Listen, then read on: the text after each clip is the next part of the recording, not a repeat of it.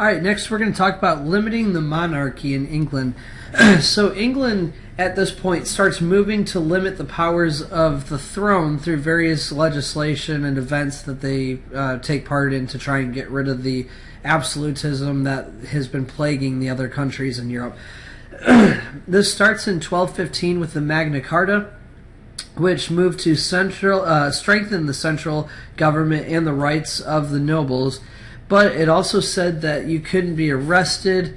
The king couldn't arrest you unless it was according to law. He couldn't raise taxes without the consent of Parliament, and it proved that the king's power could be limited. So that's one of the reasons that's so important, especially to the American Revolution, where they're going to take this and use this as an example of how they can limit the throne or get rid of the throne from their rule.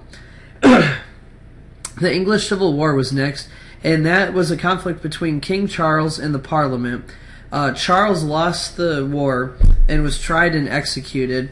The next king accepted the limits of the royal power of the throne, and it demonstrated again that power could be limited, and again proved to the Americans that there was an example or previous time where monarchy was limited by a war.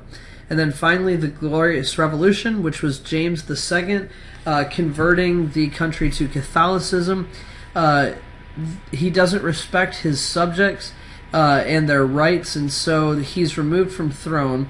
William and Mary are then put on the throne, and they agree to the Bill of Rights, or the English Bill of Rights, which said things like Parliament has supremacy over the throne, so they are actually more powerful than the throne, or they take precedent over the throne, and the king couldn't collect taxes or raise an army without the permission of the Parliament, without their consent. So again, this is another example of them limiting the power of the monarchy and providing an example to the Americans of how monarchical power could be limited.